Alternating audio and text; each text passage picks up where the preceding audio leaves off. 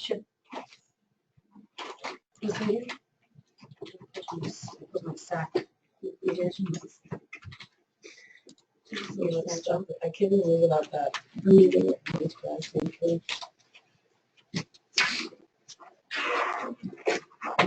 Close up his phone. Thank you. There we go. There we go.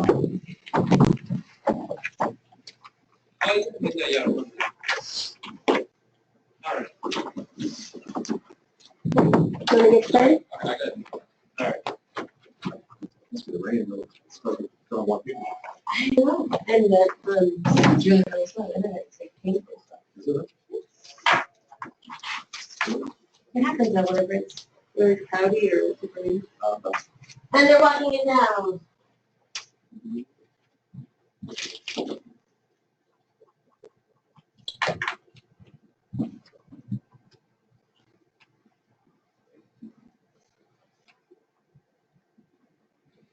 Christine, want to get started?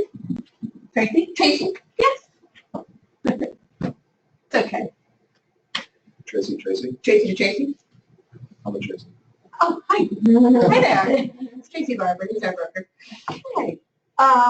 So I'm Tracy Daggett. I'm a Massachusetts lead inspector. I am pretty much the only inspector in this area in Central Mass. We do have some inspectors that work for the city of Worcester, local towns. They Board of Health. They have their license to do lead inspections. Generally, the Board of Health, they don't carry the XRF gun. They carry the sodium sulfide, which is a little bit cheaper to have. Actually, it's free to all of us lead inspectors. But the piece of equipment that we use, the XRF, this is an XRF, it's about $15,000. And every 18 months, we have to have this reserviced, which is another $3,000. So, and we have to be licensed to carry this. So anyway, I'm going to give you a brief history on lead paint. I'm not sure if you guys do a lot of rentals here. You do a lot of rentals. I know that you guys sell, obviously, but you know, renting in the state of Massachusetts, there's a lead law. And that lead law states that no child under the age of 6 years old can live in a dwelling built before 1978 without a lead certificate. So what that means is the owner of the property, if they have a building, and we are the one of the oldest inventory in the country for rentals. So we also have a high rate of lead poisoning. We're still getting lead poisoning kids every week at least. I get at least a call a week for an elevated child that has been poisoned. And the owners don't know what to do. What should we do? What should we do? Well, now that the child is lead poisoned, they have to immediately take care of it. Again, let's back up just a little bit. I'm getting ahead of myself, and I apologize because it's been many, many years since I've done a presentation on the lead paint law. So back to the 1978 when they banned lead paint. We now have to have inspections done to find out if there is lead. Now, in a building, when I go into a building, it doesn't matter if you have it's been repainted over, the house has been repainted, this looks like it's all brand new sheetrock. However, if there could be 10 layers of paint, and the first layer of paint could be lead paint, and the XRF would pick it up. So it's going to find it. The machine is going to find lead paint. So regardless of where we find the lead paint, if there is lead paint, they will have to rectify the situation. Even if it's 10 layers deep and the child is not going to chew, we don't think they're going to chew on it, we still have to rectify it. So when we go into an apartment or a house, what we're looking for are corners, anything 5 feet and below, we're just testing all of the components from floor to ceiling, meaning baseboards, floors, bare floors if it's not covered, door jambs, door casings, window sills, every component of a window, interior stops, the blind stop. When we open and close the windows, I'm not sure if you know what that is. The insides of those old windows are being tested as well. 99% of the time, those old windows in those apartments that, I don't know if you realized that back in the day they had the windows that were the ropes. Yes, 99.9% of the time, those are lead-based paint. And what happens is people think, oh, the kid's not chewing on anything, how are they getting poisoned? Well, it's when we open and close those windows, we're creating friction, the dust comes off, the child is breathing it in, the child becomes elevated. So every time you open and close that, and we can handle it as adults, we can handle it, you don't want to work with it, certainly, but a child, developmental nervous system problems, kidney problems, many problems when a child is lead paint poisoned. There's a grid with the state, 0 to 10, 10 to 20, and anything over 25. Once the child is elevated over the number 25, the state gets involved. So the state will come out to the property, they will do an inspection, they will find out where the lead paint source is coming from, and either have the homeowner rectify the situation, or the landlord, the homeowner, whomever, because you obviously don't want to continue with having a child sick. Let's see. So once we do the inspection and we find out that there's lead paint, the homeowner can't just go into the property and start taking the components down and doing it themselves. You have to be licensed. Once I've been there, once an inspection report has been made, that now this is all about deletting. And once that happens, you have to be licensed. Now the homeowner can get licensed themselves. There are 3 different types of licenses for deletting. Low risk, which there's, if you go to the mass.gov, there's a thing for low risk deletting, meaning what it means is they can remove things that are on hinges. Pretty much that's it, covering. So if they wanted to say the baseboard was leaded, and there was anything that's protruding a half an inch or more, that has to be covered or removed and replaced. They can tap on it like a 3/4 round and make it non-accessible again. That low risk. And then there's what they call moderate risk, which companies put on these classes that you can go, it's about 12 hours. I believe it's 12 hours now. It used to be just an 8-hour class, now 12 hours, where the homeowner goes and they learn about lead-safe renovations and how to do it properly. What I'm looking for when I go back into the unit, making sure that nobody is in the building. It's a little bit more high risk, meaning that, so removal and replacement, they can remove and they can replace, where on low risk, you can't do anything like that, where you can't just cut, low risk, you can just pretty much cover and remove hinge things, but that's pretty much about it. Moderate risk, it's a little bit more invasive, and that is removal and replacement. So if you have a window, those old window sashes that I was just talking about with the rope, they can remove that. Now with that with that moderate risk, the tenant, nobody can be living in the unit. You cannot, while you're doing that moderate risk deletting, nobody can be in that apartment or that house. They have to be gone. And the only way to get them back in is to do a re-inspection. We do what they call dust wipe samples, where we're not going in with the gun anymore. We're actually going in with, we're just looking at the quality of work, making sure that they use quality products, and make sure the work is done correctly. And we're just taking samples of dust. just to make sure that they didn't leave any residue of dust. Because again, we know dust, the lead dust, is what's poisoning our kids. So we have no control over those. You get, depending on the size of the house, depends on how many dust samples we have to take. And those get sent to a lab down in Virginia. I use a lab in Virginia, and they test it to make sure that there's no lead dust. And if that comes back negative, then we're good. They can move, the people can move back in. But that's about a 72-hour wait. So in addition to that moderate risk, the people, when the work is being done, the people can't live, the tenants can't live there. When the work, and the only time they can come back is when we have a passing set of dust wipes.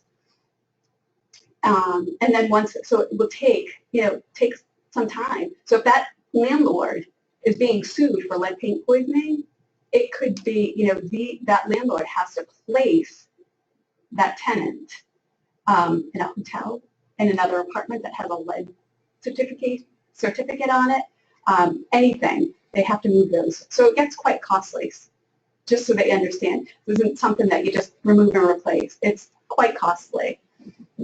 And then there's a high risk, what they call high risk. And that is a contractor who is licensed through the state. And they are the ones, so no homeowner can get their high-risk deletter's license unless that's what they do for a living. And they can do what they call scraping. And we can scrape the lead paint. And generally what happens is they scrape from 5 feet and below. So anything above the 5 feet is fine to stay. That lead paint is fine to stay, just as long as it's not loose or flaking. And that's the major thing with a high-risk deletter. And that's where they come in those big white suits. They're scraping and they're using heat to get that paint off of it. And what happens when they're completed with their job, then they call me back in. They can't do any painting. They can't do anything else. Once that scraping is done, they have to leave it bare so that I can take a look at it to make sure that it's been done properly. So those are the three different levels of de-leading. So once I come back to a unit and I deem that, the work has been done, it's been done properly, and I take those dust site samples, I send it up to the lab, I get the results back, then what happens is you get a full de-leading compliance. And that full de-leading compliance, actually, this is initial compliance. I didn't bring a de-leading compliance. But in any of, regardless, in any of our compliances, none of them ever state that we are lead-free. Because you can have lead, it just depends on where it is. So even if, so you see these old properties, to get rid of all of that lead, as you can see, could be extremely costly to the homeowner, to the landlord. And so there's, other ways of having a compliance letter without removing all of the lead. So I'm going to just sort of go, I want to show you exactly what I'm looking for when I go into an inspection. So this flat wall here, we're going to use this is the XRF. Like I said, it utilizes cobalt 57. It's calibrating. So we are, this is obviously going to show no lead because it's brand new sheetrock. But say, let's pretend like it did have lead. So negative, it's coming up negative, minus 0.02. A positive reading is 1.0 and above is considered a dangerous level of lead. So anything, it doesn't matter if it's 1.1 or 9.9. The gun goes up to 9.9. Doesn't matter the concentration. If it's 1.1, there's still lead and it still needs to be rectified, just as much as if it was 9.9. The concentration was higher. So this flat wall that I'm testing, say that it was lead, the homeowner wouldn't have to do anything on this actual wall because it's flat, so there's no biteable surface. We talked about the biteable surface. Anything that protrudes a half an inch or more, it is below the 5-foot level. So this, even if it was lead, that homeowner wouldn't have to do anything to this wall. Just keep it nice and intact. Nice and intact. Don't have to worry about it. As long as the paint is nice and intact, they're good to go. And they could obtain a lead certificate that shows that they That have. is correct. No, That is correct, because in this lead report, in this compliance letter, like you said, it doesn't does say. not say you that don't it's have lead. completely lead-free. Okay. So now we're testing this door casing, this jamb, this door. There is no threshold. However, so we have protruding edge here, we have protruding edge here, we have this protruding edge, and believe it or not, these are all different kinds of components. So I'm testing this, this casing, and this comes up positive. So what do? Like we were talking about the low, moderate, and high risk. A lot of people won't hire, a lot of homeowners won't hire a deletter because it's so costly. Generally, a deletter coming into a property, they won't walk into a property for under $900 just because they have to guarantee that they're going to pass dust wipes. And so that what that means, because they have no idea where I'm going to take those dust samples from, I can go anywhere in that apartment and take dust samples. They have to clean everything, floor to ceiling, the whole entire apartment. So even if one room had lead and all the other rooms were not, that deletter has to clean top to bottom all of those rooms. So if you have a 7-room apartment, all of those rooms have to be cleaned because he has no idea where I'm taking the samples. So back to the getting rid of this. So what is the easiest way? The cheapest way is the homeowner gets licensed. They go to take the 12-hour class. There's a woman in Webster, Mary Shabbat, that does it. She's actually a real estate agent. I don't know if any of you have ever heard of her. What is the easiest way to get rid of the sled? Well, under low risk, you can utilize what they have called encapsulating paint. I don't know if you've ever heard of it. And I try to push my owners not to utilize the encapsulation paint, although it is perfectly legal to use it, and you have to be licensed in order to use it. The problem with the encapsulation paint, that's going to be the cheapest way, just so you know. It's kind of like a paint that's really thick, just a white, it looks like a white paint, and you can paint over it. The problem with the encapsulation paint is once you bump it and it's cracked, now you're back out of compliance. So there could be, you could have an issue that way. And sometimes tenants can be very, very difficult. And they say, well, we get some cracked paint here. We know that there's lead. So the best method, if the homeowner chooses to do the work themselves, is removal and replacement.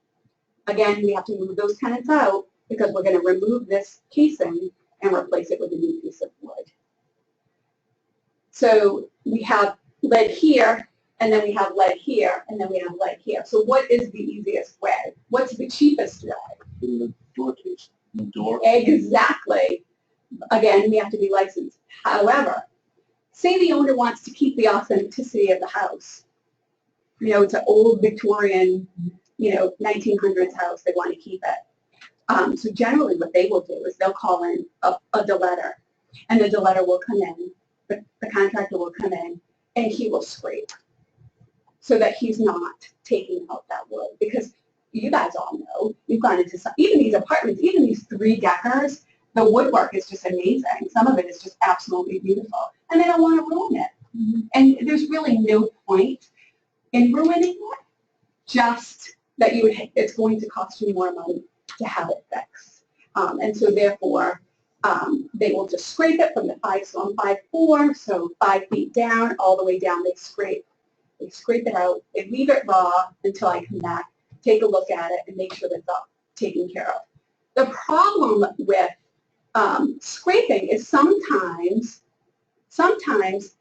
what happens is the paint stays in the wood, and so you'll get a very low number of positive. And that's why it's so important for that homeowner to keep that paperwork. We as inspectors have to keep them forever, but what happens is, say I retire 5 years from now, change my number, I move out of state, you can't reach me, and I no longer, I don't want to be contacted. you're not gonna have a copy of that. I keep all my files because I have to, the state says I have to. But if I leave, there's, there's no record of the report that this was taken care of by scraping. And so if they can't get a hold of that report, now they have to go through the whole process again. And now we're coming at a 1.1. That's a positive reading for lead. And so therefore, it's really, really important that the homeowner, keeps that report. A good inspector you'll be able to reach, but some of the inspectors have died. The paperwork is gone. So what happens is the state isn't getting the full report. Any report that we do, the state's not getting the full 25 pages of the report. They're getting the first 3 pages. They're getting the first page of a report is just the basic information, where the property is, who owns it. There's a map of the inside of the unit that's being tested. And then the next 2 pages are history pages. And basically what that's saying is, yes, Tracy Daggett was out on April 12th, 2016. I did an inspection. I found violations. And then say a month later, I go back out to that property. Yep, I was out here. We did a visual inspection. I did dust samples for a final inspection. They're all set. They utilized on that report saying, yep, because in that report I'm taking, and I should have brought one, but for some reason I didn't bring a report so that you could see. What happens on that report, there's a column that says, yes, we're positive for lead, and then when the deletting is done, there's a deletting method. So I go back to my report and I say, Jane did the deletting here.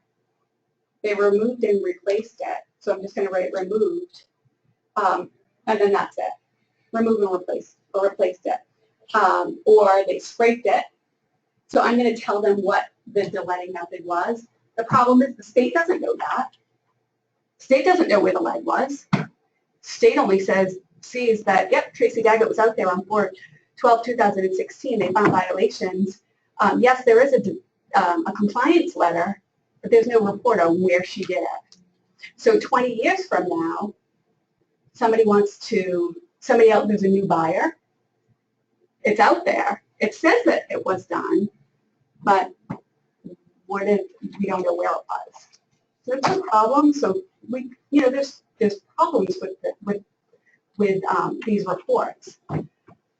Not everybody adheres to the law, which is unfortunate, but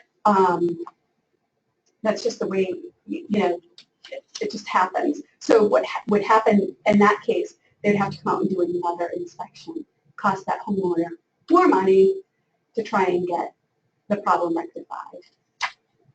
Now, there is a database in the state of Massachusetts that we have to check before we go on a job. And anybody can utilize it, so you guys can utilize it.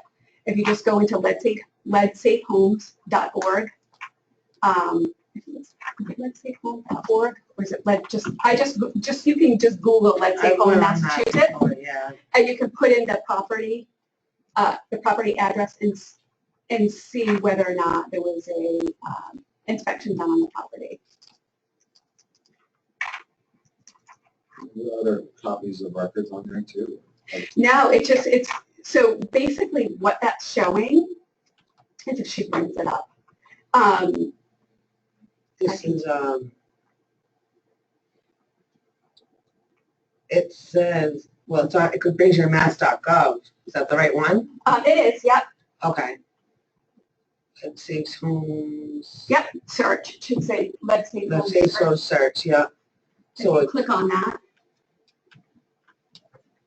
Yeah, that's perfect. So see, I'm just going to put up one of my properties that I have, if you don't mind. No. And so that you can see. Oh, thank you. So just put in the town. Brings up. You can just put in the town. So we're going to go to cell footage.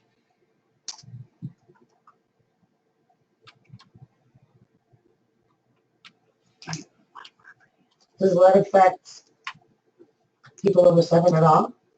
Oh, it does. Just not dangerously. It is dangerous no matter what, but under the age of 6, it's just, that's when You're not kids are using your more, finger. yeah, right, exactly. Okay, so this property, so this is my property. Is that one on the market now? Is that the one that's on the market? No, okay, so when you bring it up, so on 12309, there was a comprehensive initial inspection done by Because the of, inspector. Yeah, so what happened is I bought a property. I was having a child under the age of 6, but I didn't have I didn't have that compliance letter that I needed. And so I had to call an inspector. Now, see, this is the funny thing. A lot of people don't know about that. So when, people are buying houses like that, and very, so unless you know exactly what you're doing and it's not your first go around, they don't really understand it. They don't understand what the lead law is. And the state hasn't been fantastic about explaining the lead law.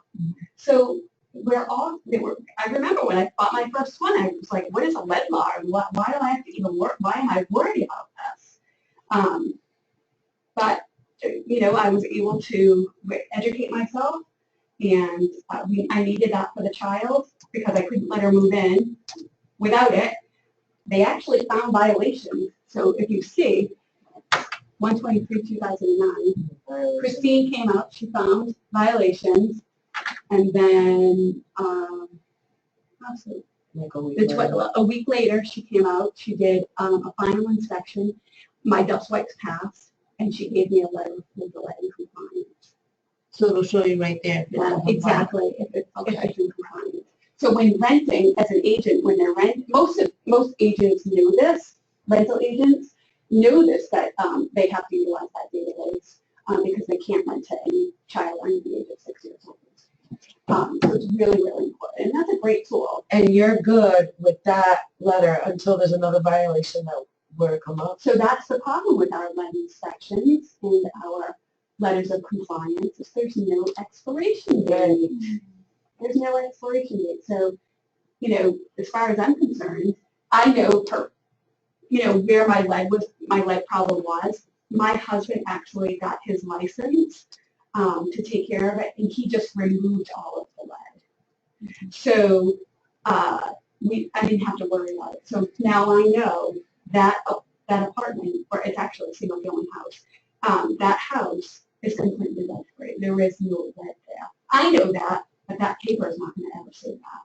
Because again, you can have lead, it just depends on where it is. It'll never say that, just liability reasons. The problem is, going back to that expiration date, there is no expiration date. And so with that, if it's a compliance letter is 20 years old, who's to say that there isn't lead paint flaking from the ceiling in that back hallway? Because that's where we see a lot of that lead paint in those three-deckers, those back hallways. That's generally loaded with lead. Because it was great, it was easy, it's malleable, it's, you only had to put one coat on it. There was, you know what I mean? There was never this, and you didn't have to do it every year. So when I go into those properties, those three families, just specifically, the front hallways are generally always the original wood. Yeah. They've never been painted. There's probably wallpaper on the wall. The staircases are the mahogany, the old mahogany. There's a lot of mahogany, but the back ones, because that's where everybody, you never used the front hallway unless it was Sunday back in those days. You utilized the lead paint in that back hallway because it was just easy.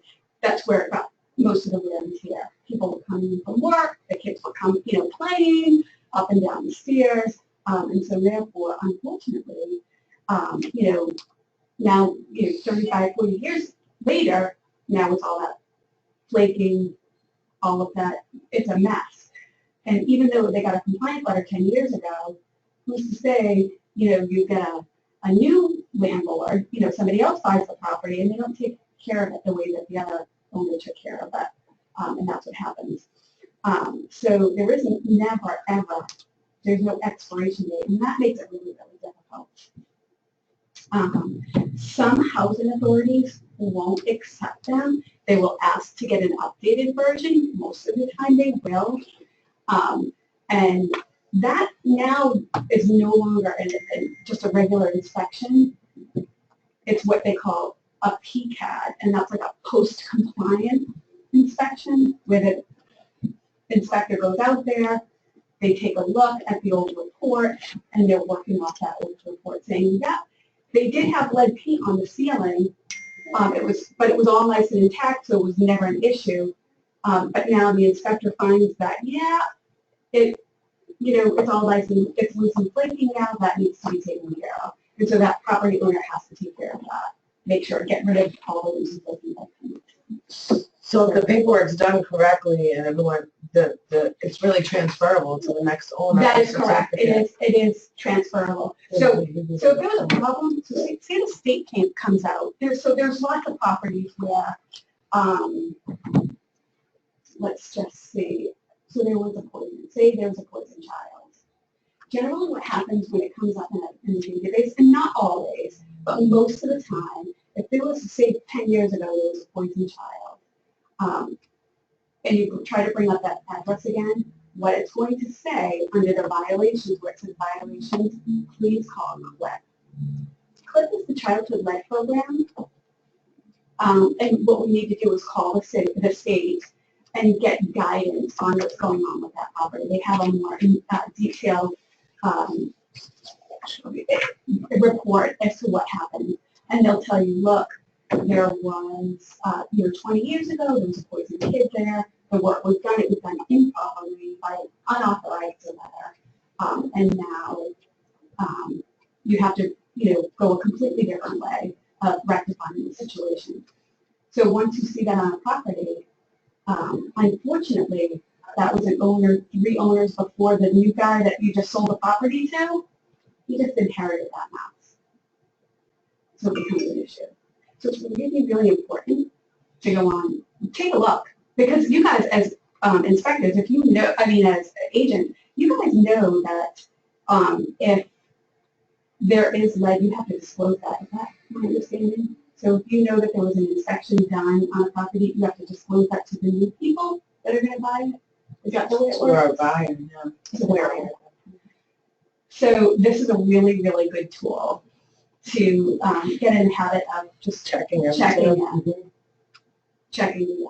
database to find out whether or not, because then you can just say, yeah, they did 5 violations, but it passed, or whatever the case may be. And then if there's no records found, that means that there was never an inspection done on the property. So, and the only way there would be an inspection if somebody complains about. Oh no. People, there are a lot of people out there that are extremely proactive, and they know the law and they want to make sure that the property is fine because they don't want to be liable. Right. If anything does happen. Right. But there's also properties out there that they just don't rent to anybody in the Aegis. Well, that's right. And they can't say that. They cannot disclose. But that's what they do. Because it's discrimination. But they don't do that. That's exactly how. But, it's just like any other law. There's ways around it. Yeah. And people do it. And they know how, if you're dealing with a really bad landlord, they're going to go to the end of, earth's end to not rent to kids. Even housing inspections and Section 8 inspections, like I've done a lot of them, but they don't have someone come out with the lead. We just have to give them a compliance. So you're That's saying correct. So it can be a letter from 20 years ago. They're still using that letter. They can, and it really depends on that housing authority whether or not they'll accept it. Okay. Because the housing authority doesn't do the inspection. So I get a lot of calls. As a matter of fact, the call that I'm going on next, he has a Section 8 moving in. And Section 8 won't come and do the inspection until they have a copy of the letter. Oh, yeah, that's how it goes. They have to have a copy before they start any of the process. That is correct. So they won't do any of that. So I need to go out. We've already done the initial inspection, we found violations, and now we're going to do a final inspection. And he had to go through that whole process. And it was easier for him to hire somebody because hire a high risk because he needed it done. Yeah, but This is the end of the month. you're losing money putting people in That- hotels that and is stuff like correct. that. There was a point where they had grants. There is, depending on the town or the city that you live in, get the let out. There's a good one, get the letout.com. Yeah. Low interest, loans for the homeowner. Yeah. To get it out if you can't afford it. Because it's costly. It is costly to get rid of that. Very costly. So, yeah. And it, again, the cheapest way to get around it is utilizing the encapsulation fee. But again, the state makes it very difficult because what they have to do in order to use that encapsulation fee is what they call a cross-cut tape test. And so say that You didn't get the ends right. no. Say they want to use that encapsulation paint. It's like for a gallon of that, it's $130 of that paint. So it's costly. It's expensive. It's not cheap. It's not like a regular gallon of paint. But what happens is the state says you have to do the cross-cut tape test. And what that means is you take an X-Acto knife, you put a piece of tape, you make an X on it, put a piece of tape on, take the tape off, and if any edges of the paint comes off, that component, you cannot use the encapsulation paint because it's not stable enough. So that means that you'll have problems down the line with somebody bumping it and cracking it and being out of compliance for them. So it's not. So even though that's the cheapest, it's not always the best. Not always the best. I've heard of landlords going out of their way not to rent to children, families with children under 6 years old. However, I've also heard that when a young couple moves in and then decide to have a child, and then becomes pregnant and have a child, he's got a problem. Yes, Yeah, that's a lot of landlords. That is, But sometimes a lot of landlords won't do anything about it. They'll just leave Yeah. them in the apartment. and that's fine. And they'll, and again, so lots of tenants don't understand the lead law. Yeah. But landlords, it's just like anything else. And that's the problem. You hit it. I get lots of calls, probably a half a dozen a month. She wasn't pregnant when she moved in, now she's pregnant. What do I do? Well, we got to do a lead inspection. Oh. Yeah. So it's really, really important to take care of it beforehand. It's easy to take care of it beforehand, before somebody moves in, than it is afterwards. Because moving them out and putting them up somewhere That's is the going to costly. be That's what's costly. really, really costly. Really costly. So, I mean, it's tough. And then you have professional tenants where they're looking, I get calls constantly. Landlord calls, they call the Board of Health. The Board of Health came out here. There's a child under the age of 6. I need a lead inspection. Yeah, you do.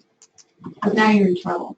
Because anything that not only are they looking for lead problems, but they're looking for everything else. So if you get a faulty electrical, plug, they're looking for that.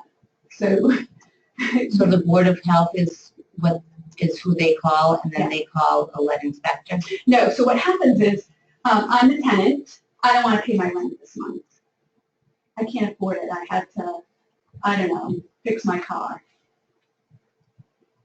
So the landlord is calling the tenant, saying, where's my rent, you're going to get a notice to quit because of non-payment for rent. Well, that tenant says, yeah, forget that, I'm going to call Board of Health saying that there's a leaky faucet. And I've told that landlord 10 times and he's doing absolutely nothing about it. The Board of Health goes out there, they do an inspection, they ask the tenant how many people are living in the unit, what are the ages of the children that are living in the unit. They realize that there's little Bobby who's 4 years old. So they're going to that database, they're looking it up, see if there's ever been a lead inspection done. If there's not, then they take what they call, I spoke about it earlier, it's called sodium sulfide, because most of housing authorities do not have that done. They utilize the sodium sulfide, and that is where they take a chip of paint out, and they utilize a liquid. They put the liquid down on it, and it smells like rotten eggs. I don't know if you've ever heard of it before. And if it turns black, it's positive for lead.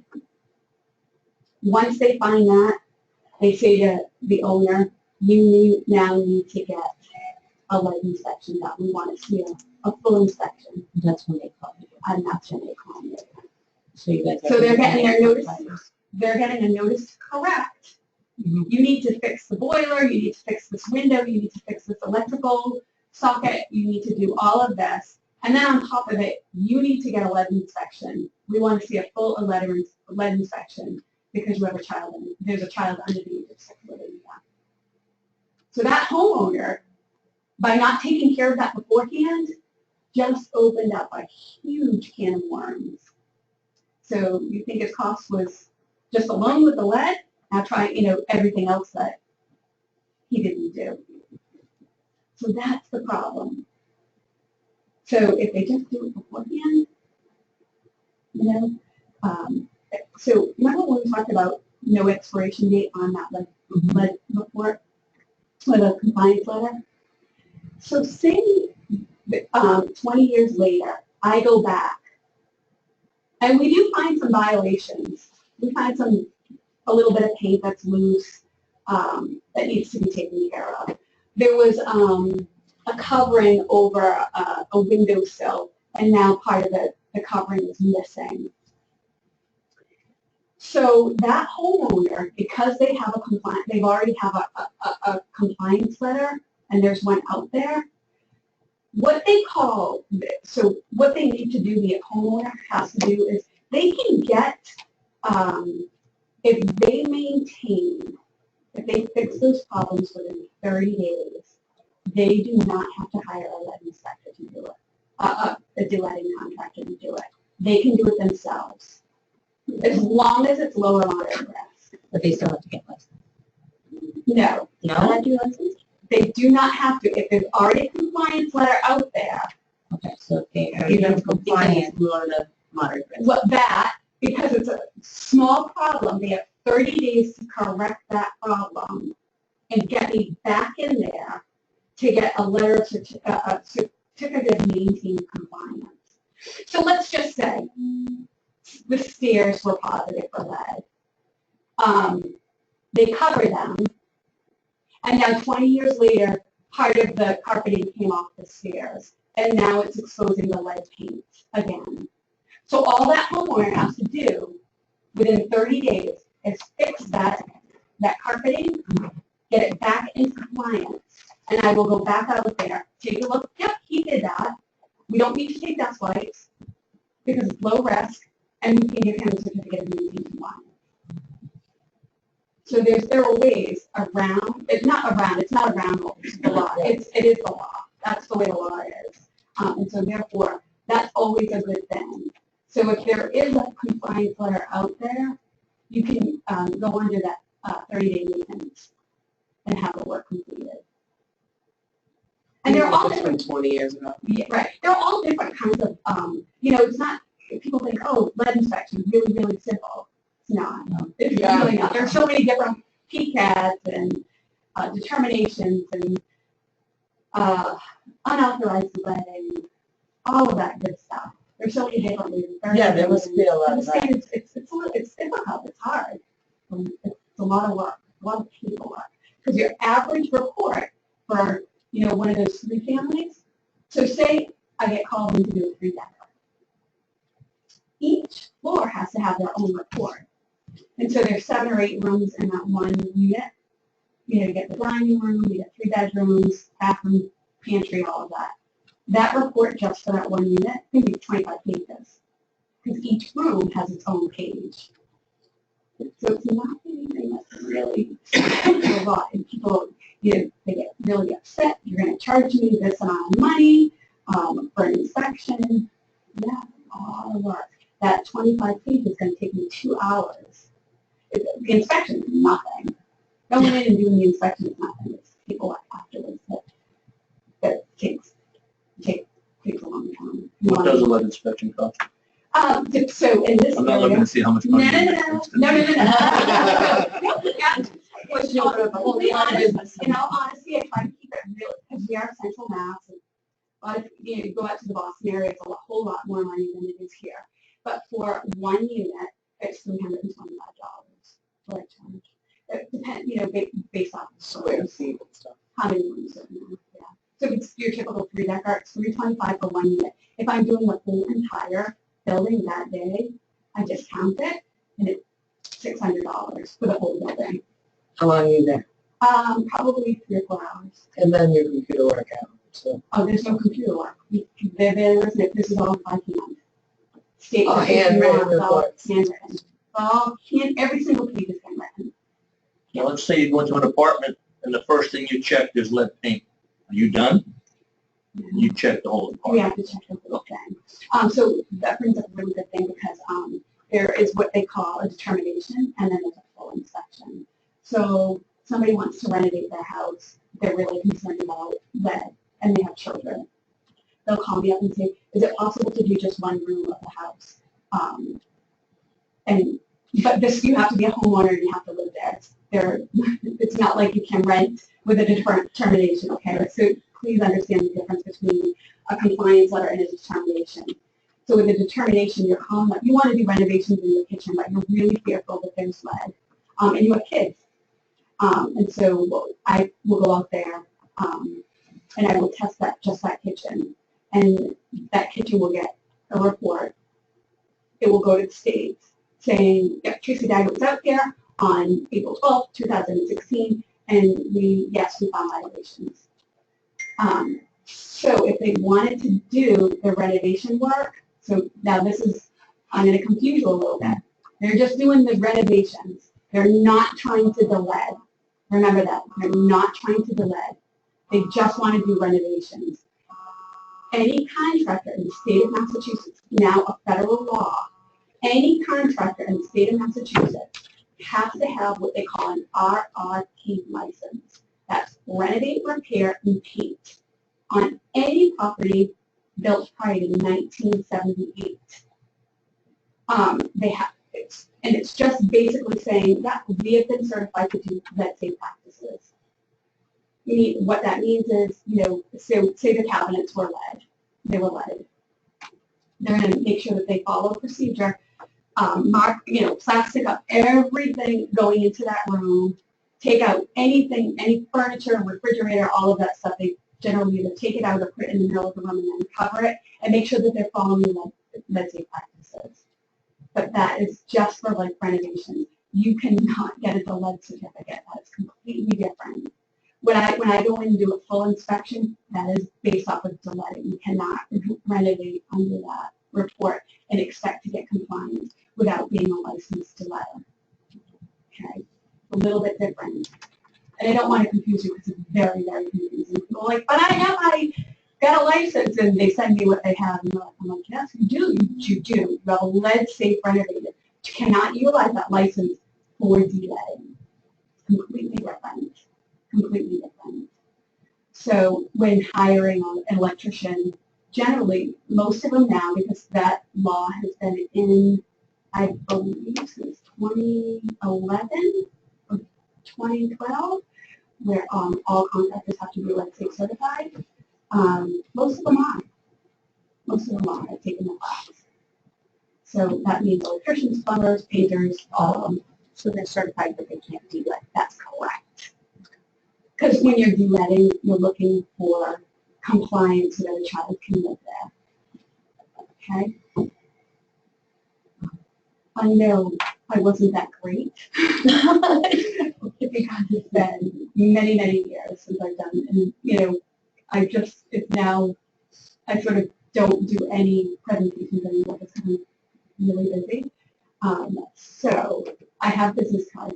If you have any questions, my email is on there, or you can call me and I will get back to you.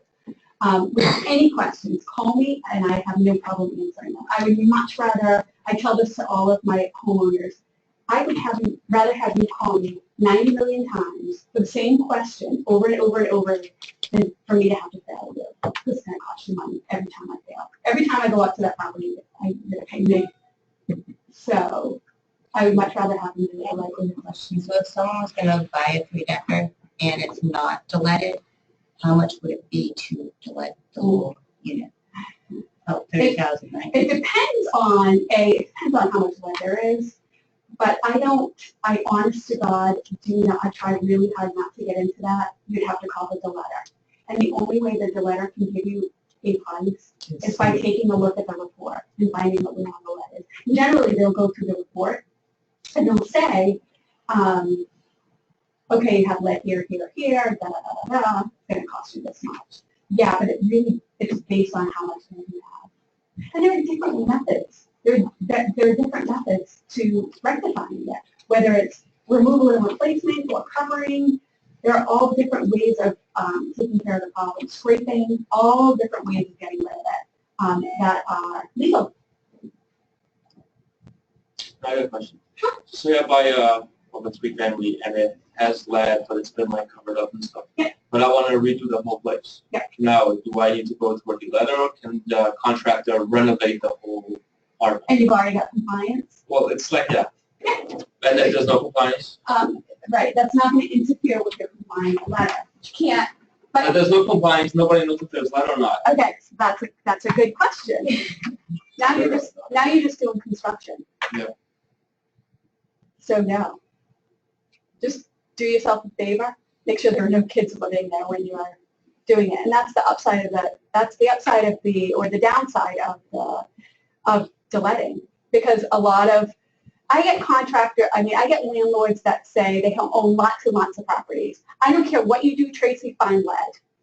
Find it, because there's a tax credit. Anytime that you de-lead a property, it's a $1,500, up to a $1,500 tax credit to once it's de-leaded. So once you get your compliance letter saying with your full de-leading, I send you a tax credit that you just give to your accountant Per floor? per floor. So when you're buying a home, But you can't do it the way that he just said. You have to call me and we have to find violations. You have to fix those violations, and Then you can. right, then you get you. Because if I go into a lot, then I don't get the call from the landlord until everything has been renovated. Okay, so I got a question. So say I have an apartment and you come and test for lead, right? And I need to get it de-leaded. But say I decide I want to insulate the walls and rip out the whole apartment. Now who do I go with? The contractor or the de-leader? So you've already ripped out. Well, no. You've already had the I report. had it tested. There's no report. I had it tested. You say there's lead. But I still want to redo the whole place. Like rip it out to the studs and just. Well, because I've already been there. So I have to go de-lead it. Yes, you do. So is it smarter to renovate first and then call the list? Okay. Inspector. Okay. Listen, this is, but Well, that We're was just right. looking for the loopholes. yeah. That is the loophole. I'm giving you a loophole. That is the loophole, because, what you're telling, say somebody came and said, oh, I don't know, the state ended up going out there. Well, what do you mean? I'm like, I just was renovating my house. But don't renovate. So what inspectors are looking for are unauthorized deletting too. So say you start scraping off the paint, start utilizing that, start scraping it off yourself, and you only go up to here, and I see the marks, I'm going to be like, how do you know about the lead law? That's unauthorized deletting. You can get in trouble for that.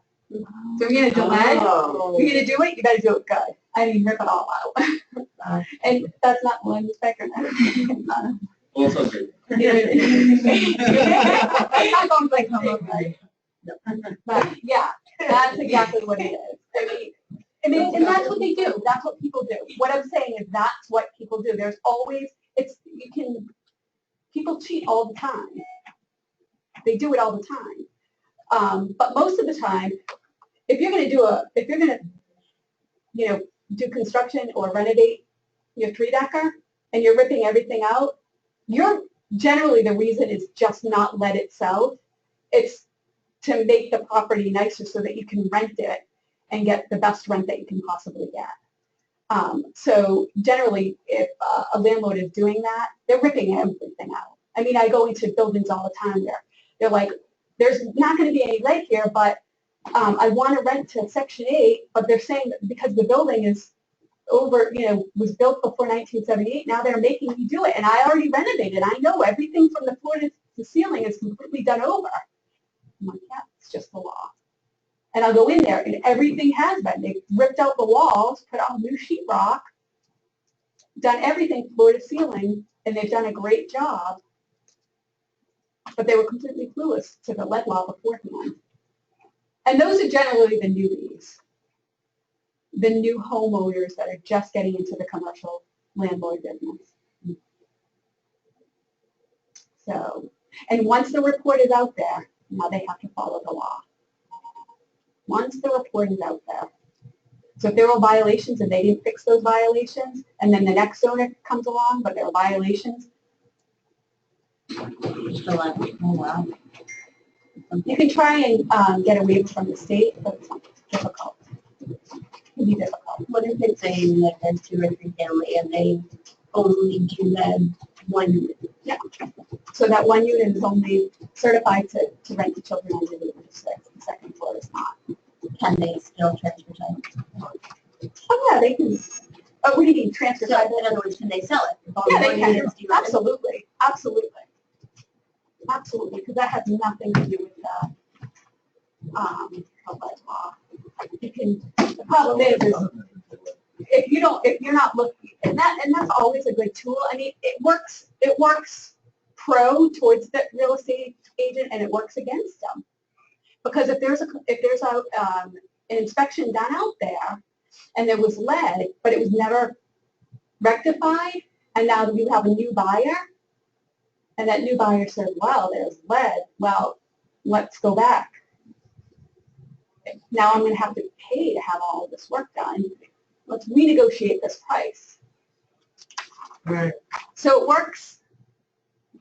Or if that first time home buyer does not think of it or doesn't know and doesn't ask. I always know a really good real estate agent. I don't do a lot of work. Very small amount of work is done by real estate agents. Do I get my work done? If you have a really good real estate agent and say, there's this one particular agent that calls me all the time. She's like, I have a young buyer and they have a small child. And the house is really old. And I think there might be some lead paint. I really want, just for their safety. I went into detail about it. They're going to give you a call. Sure enough, they give me a call because they want, young family buying their first house. They know nothing about that lead law. Right, and really they can buy and they can have their small child there and it's their And fault. that's correct. That's what I was wondering. Okay. And so that's where it works, Suggest that, right? Yeah, if you suggest it and then you find that there's issues, the buyers may come back and say, well, let's renegotiate this because now I got to pay for de-letting. Let me ask you a question. Single family house. Yes. Young couple with a child is going to buy it. Yep. As part of their home inspection. Yep. They call you. Yep. To come in and do a de-lead inspection. Yep. Okay, determination. Yep. You find lead. Yep. They don't buy the house now. The seller still has to, you have a report. I have a report. Who has the report? The buyer? So what happens is, that's a really good That is question. a good question. Because what happens is, on the front of the report, it says the owner. So we have to take the owner's name. That buyer, that potential buyer, they're just a client.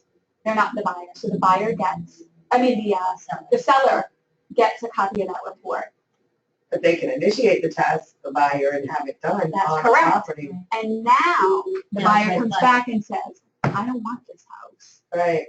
Now that report is out there, and now you as a real estate agent have to disclose that there was a lead inspection done, and they found problems. Oh, no. So that's what I mean when it works. Well, But they found You say they found problems. Well, to me, that it's an awareness. They found lead. Yes. I mean, it's not necessarily. deal It isn't right. It's Right. not necessarily a problem. It's just. But this is what I say to the homeowner. Say, young couple, they have a young child. I'm a mother. My kids happen to be over 6 now, but if I as the lead inspector going in there, it was immaculate. The place was immaculate. Yeah, it had lead, but it was like incredible. The building was the house was just really in really good condition. I would have no trouble buying that house. Absolutely none with lead. I wouldn't, just because I know that I'm not going to let my kid chew on a windowsill. Right. And B, you know what? I'm looking, so there's lead on the walls, there's some lead on baseboards, some doors, whatever. The windows are brand new. You have vinyl replacement windows. The outside of the house is vinyl sided or has aluminum or whatever it has. It's in good condition, but the house is really, really old. I'm a first-time homeowner. I can only afford $150,000. It's a little bit of lead. If it was in really good condition, I would say to the buyer, look, I would have no problem bringing my young children into this house. As long as you had the replacement windows, so you weren't opening and closing all of them. You see that. That's the thing. Generally, yeah, it's really about all of, if you got those old windows, that's going to be harder for you to sell the house anyway. But what I'm saying is, there have been upgrades, but baseboards are leaded, there's some doors that are leaded, but there's nothing loose or flaking. I have no problem buying it. None. Or these only on the outside windows. Pardon me? We can quote you on that. I would say it to you. I would go into the inspection, and I do say that. However, if I don't say anything, and I'm just like, this is a tough one. Yeah. This is a tough one, because I don't want to manipulate anything. I don't want to manipulate a sale. And I wouldn't want to do that. Right, exactly. So I have to be in Southbridge for Well, new thank you. time. You did a good job. Thank you, You did a Tracy. great job. Thank you so much. Very informative. If you have any questions, my email and my phone is there. And we can refer people to you. Absolutely, absolutely. It was so good. It's been, like I said, it's been a good 6 to 7 years since I've done. Thank you so much. Thank you. It's so good to meet you guys. Thank you. Thank you very much. Good luck, guys. Yes. Take care. Go from my Bye, corner to my everybody. desk.